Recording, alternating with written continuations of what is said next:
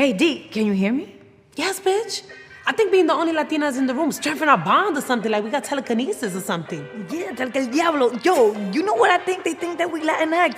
Yeah, I think we are. I think that's what it is. You sure? How you know? This is what they're calling us. I'm pretty sure they keep looking at us when they say it. Who is us?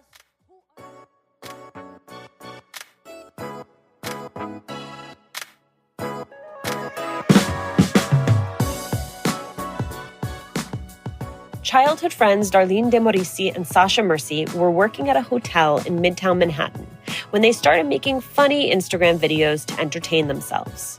Those videos about everything from what happens when your sister steals your clothes to the things a New York girl cannot resist took off. Now Darlene and Sasha have a new series on Fuse, Like, Share, Dímelo, where they take on pop culture, politics, dating, all with no filter. Today, we talk about growing up as funny, outspoken kids, their plan for a total takeover beyond Insta, and how they've stayed true to who they are as the stakes start to rise. So how do you two know each other? Okay, so my family and her family were friends way before we were even born. So we would always see each other at family gatherings when we were younger. And then we started getting very close in our teenage years. And that's when we found out we were identical. Identical, yes, indeed. Dee, what was Sasha like as a kid? Sasha was very artistic. Like, I remember when I would see Sasha, especially because when we were kids, we kind of hated hearing about each other because our parents would kind of pin us against each other. Like, my mother would always be like, oh, you know, Sasha is doing a play in her school, in her middle school and high school and this and that. And then her aunt, who was raising her, would be like, oh, well, you know, D gets straight A's all the time. So we would just be tired of hearing about each other all the time. And we were like, I don't even want to hear it. But when we started becoming a little older and we were forming our own opinions about one another, I just remember her being super artistic, always drawing, always singing, always creating, and so loving. Her energy, always like the first thing you would see when you see Sasha, especially when she was younger, well, still now, but, you know, as a first impression, is she would always hug you.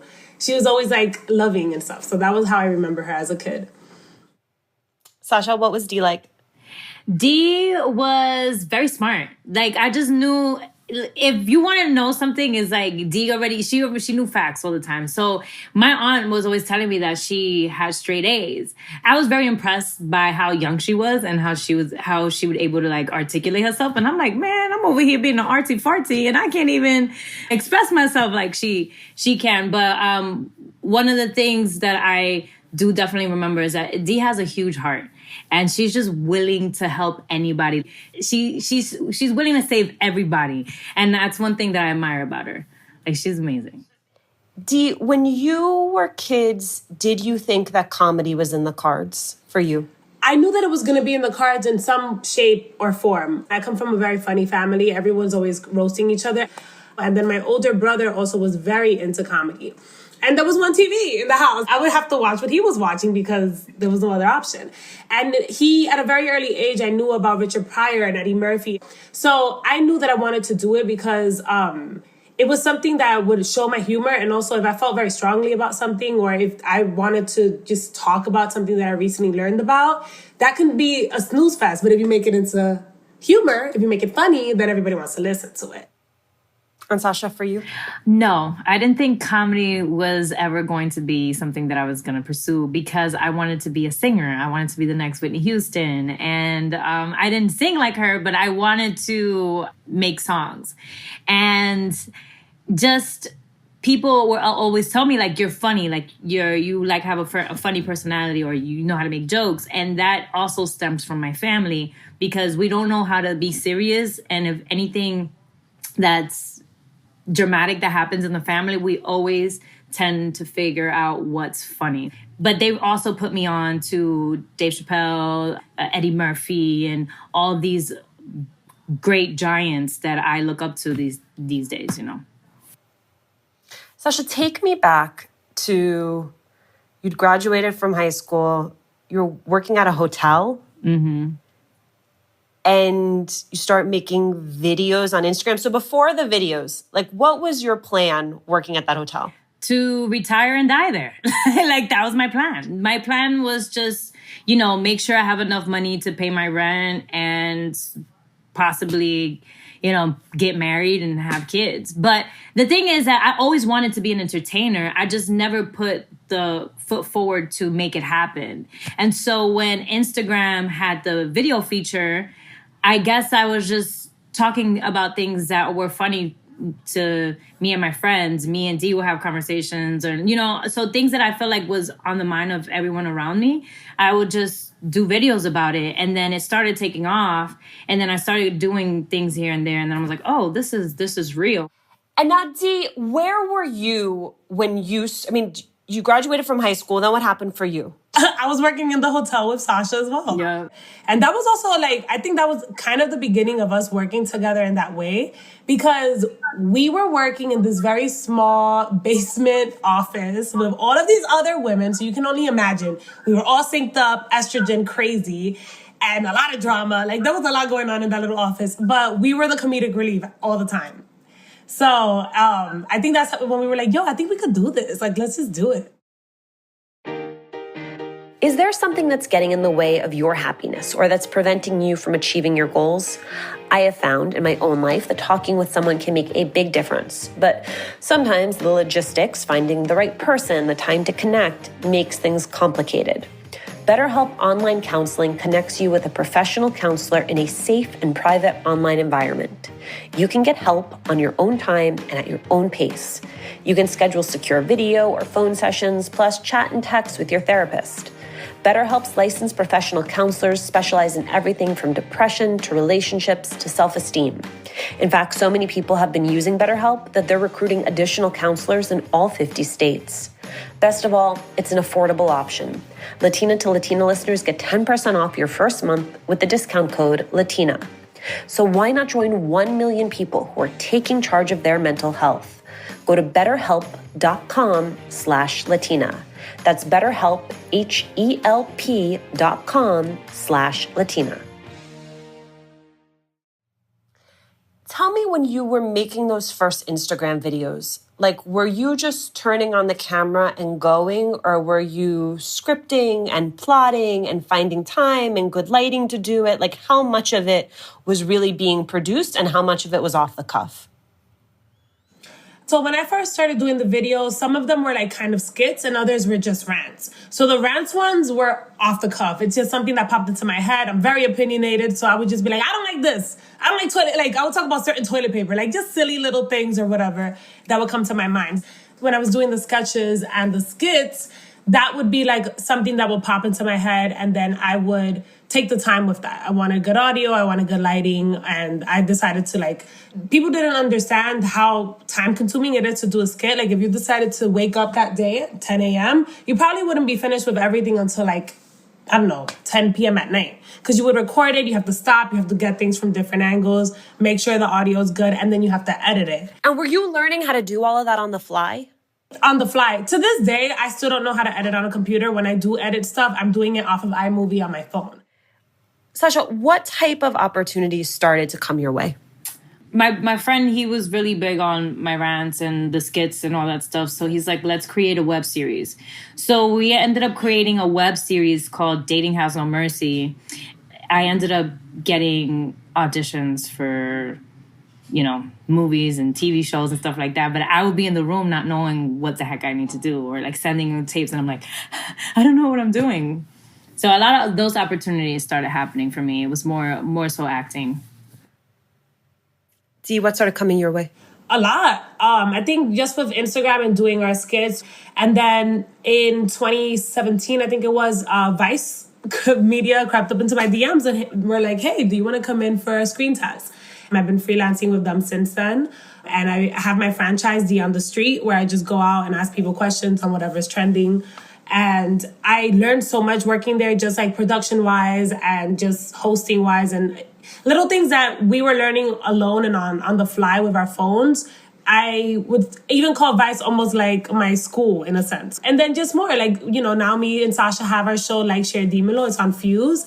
And if it wasn't for those little videos, none of these other media companies would have paid attention. We also did do an independent film in Dominican Republic a couple years ago. And, it was all through Instagram. Most of my opportunities have been directly through a DM. I do think that sort of is the big question of talent in this moment, which is clearly Instagram and before that YouTube were creating a different system of talent. And as you're describing, a much more democratized system of talent where if you are talented and you have a phone, you can make content.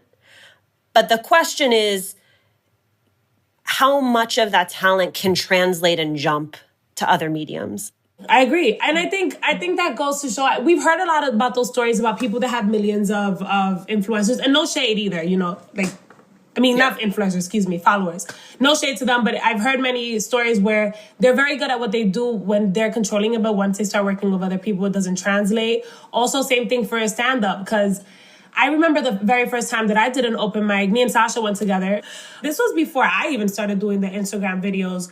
I bombed, obviously, everybody bombs their first time. And then once I started doing the Instagram videos, that kind of gave me the courage to go ahead and do stand-up once more. And I do remember just having some people that were already in the stand-up circuit and they doubted us. They doubted me and Sasha because they thought, nobody from Instagram is funny on stage. So we proved them wrong. So then how did you get good at doing stand-up? I feel like even though it wasn't around a whole bunch of people, I feel like I was always doing stand-up because that's how me and my brothers used to talk. So I didn't know that I was being groomed throughout my teenage years on how to make stand-up, right? And then when me and Dee started working together, she went to the front desk. When we were together, everybody was like, oh, here comes the show. Like, we were always like at work and people would gather around us and listen to our stories. Then Dee went to the front desk and I stayed at in instant service in the basement. And it was the same thing. She's over there upstairs making people laugh. I'm making people laugh downstairs. And it was just, that was why people wanted us around, because we always had jokes. We were always, so I think that it was already embedded in us.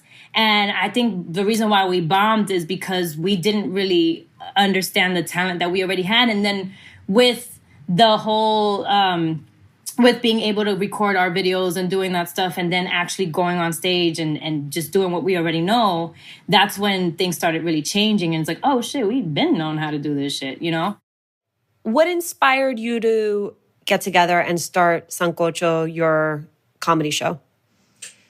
We wanted to do something that was mostly for us, right? So we were already doing stand-up on our own. She was in LA doing stand-up as well. And we were seeing that a lot of people were putting shows together and hosting their own gigs. And it was cool, but we didn't see anything that was for people, for our voice. By your voice, do you mean Latino or do you mean Dominican from the Bronx? Like what was missing?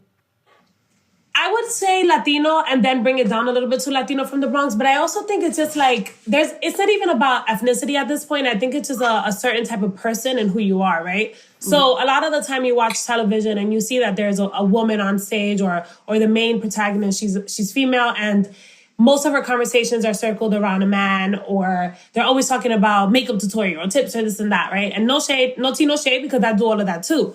But I just felt like it was different because you hear so much about women not being funny in the media, and Sasha always says it. As a Dominican, as a Latina, or even just somebody from the Bronx, everybody's funny. Like, dudes are not going to stop making fun of you just because you're a girl, and you have to have tough skin and come back at it. We wanted to have that voice and show what kind of people we were, and we just wanted to show how many different layers there are with people like us. And that's pretty much the point. The reason why we named the show Sancocho, because, in every culture around the world, no matter if you're Latino or Black or Asian or white, everyone has a stew, right? That's what a Sancocho is. And it has a whole bunch of different things inside of that stew. It was just a mixture. And we wanted to bring that mixture of people up on stage. And I thought that was very important. How did the two of you convert your online fan base to people who would actually show up in person at events? Girl, our fan base is legit, son. So like, me and Sasha, I have 130 something thousand followers. Sasha has like 140, I think. So we don't have the biggest following on Instagram, right? There's people that have multi-millions of people. But the people that do follow us, they're real. Like, they really support us. Our community supports us. And the one thing that I took away, especially when starting with Instagram, was even looking back now, some of those videos are so cringeworthy and corny to me. Like, I'm like, oh, I'm terrible. But I think it was just the lack of, Caribbean Latina voice in the media that people kind of flocked to the things that we were doing because it's something that's not shown, especially on TV, which I think is super confusing. Like, Dominicans are the largest Latino demographic in New York City, and we're all over the place. There's even a huge demographic of Dominicans in Alaska. So I think it was just a lack of people that sounded and looked like us on TV that made our fan base super supportive, because they're like, whatever you do, even if it's not even completely perfect or that funny, we know you're going to grow. We want to see you. So they come out. Every Sancocho show has been sold out. Yeah. So... Hey, Latina to Latina listeners, it's Juleyka, executive producer of this show. I want to invite you to listen to How to Talk to Mommy and Papi About Anything. It's my show that I host, and every week I talk to adult children of immigrant parents, like me, and you, probably. We talk about things that are difficult, especially conversations that we've been avoiding with our loved ones. Things like mental illness, being the first to go to college, politics. We get into all of it. Subscribe to How to Talk to Mommy and Papi About Anything wherever you listen to your favorite Latina to Latina. Thanks. Your new Fuse show, like Share Dimelo, how did it come together? So we had been talking about doing something on TV or in the media together for a long time. Yeah. And we're actually both represented by the same manager. We spoke to her. We were like, we want to do this. We we were doing Sancocho as a podcast first before it was a stand-up show. And when Sasha moved, we did put it on hiatus for a second, but we were like, we want to bring something up like that again, but just a little bit more formatted. And I know that we're both good on camera. So I was like, let's do something that we're talking and bringing both of our strengths, right? Like, Sasha's super, super, super creative, especially when it comes to creating sketches and writing, like, storytelling in that way. She's super good at that. And me, I still do like the podcast format. I like to have conversations about whatever is trending or whatever is topical or important at the moment. So I wanted to bring that in as well, but, just not... Basically, think of it of like the medicine and the candy. We wanted to talk about things that we thought were important to us, but we also wanted it to be humorous and fun and just, light. It has been described as a cross between Saturday Night Live and The Real. That's one description. Who said that? I love it. Oh my God. Yeah! That's the goal, baby! I love that. Yeah. I was going to say, what is your vision? Like, how do you want... That's perfect. I love that. That's perfect. You said it. Yeah. I want it definitely would be great because Dave Chappelle is definitely... the Dave Chappelle show is definitely a show that's always been ingrained in my head. Because I just loved how his humor... How he would go on stage, he'll talk about, whatever he's talking about. And then the sketches are somewhat of his experience as an African American, as a Black man, and just make things that way. And so that is where authenticity shines, right? When you say, okay, this is who I am, this is what I represent, this, because people are going to identify with it, whether they are from your nationality or not. They're going to see where you're coming from. And so just making sketches and making things that are coming from our perspective, and then shining a light as to how the outside is seeing us, and from us from the inside looking out, and just doing sketches like that. And that's how we're having these conversations. Because in the first episode, it's like, who's Latinx, and we're just looking around, and then we go off to talk about, okay, what do we actually think, So the best moment of that thing, though, is when you guys are communicating telepathically with one another, and you're like, oh, they're talking about us. Yeah. I've been in the room. I've made eye contact with someone else where I'm like, yeah, exactly. Like, what the hell is this? Yeah, and I think that you see, like, to use the first episode as an example, that's exactly what we wanted. We wanted to talk about things because I feel like in today's day and age, this can be a good thing, but I feel like it's also not always the best thing. I think the PC culture is going really far in certain aspects. And I think that when it comes to, I don't know who's making the rules, right? And I don't know if it's a way of protecting Hispanic, Latinx people, but have the conversation with us first. I didn't learn that term until I started working in the media. But here in Washington Heights, where I live now, you never hear that word. So who's the word really for? So I just kind of wanted to talk about things that people aren't really talking about, and I want more of the episodes to be that way as well. But again, we don't want it to be preachy. We don't want it to be like, who are these? We just want to share our opinions and where we're coming from, but we also just want to keep it light and fun. Sasha, I have to say, reading your bio, I was pretty overwhelmed by the amount of loss that you've experienced in your life and like experienced as a kid. Yeah. First your mom, and then your grandma who was raising you, and going back and forth between the DR and New York, and just what that must have been like as a kid. You've said that comedy has the capacity to heal. Yes. And I wonder how it has done that for you. Being able to look within yourself, right? And understand that things happen to you and they're not your fault. But then you carry this thing like it is your fault, like I am responsible for all this loss in my life, right? And that's like me just taking myself too serious. So I would always figure out a way to like turn that into something positive, right? Like, I don't have a mom. I have multiple moms now. Like I don't know if it's just that I'm a positive person or positive kids, but I was able to like just see things differently and just see the abundance of things that I do have. And I don't know if that's why I can see humor a certain way. And whenever I see someone going through struggles, I see it as like, okay, I've gone through struggles too. And if I can lead by example, that we don't have to always hurt ourselves. Like, how is that? What is that called? Like self-destruction. We don't have to go into self-destruction and pity ourselves. I just feel like, okay, I went through all this loss. I can use as an example, and I can use humor to like help people move through all of this.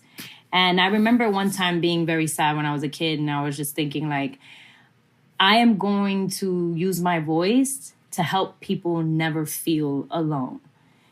And that's why when I walk into a room, I don't know what you're going through. I want to give you a hug. I want to be there for you. And even like if my followers come to see me, I don't know what they're going through and they're talking to me. I talk to them back and I try to be as present as possible. Maybe I'm not going to remember the conversation afterwards, but I was there and I held you and I want to let you know that things are going to be okay.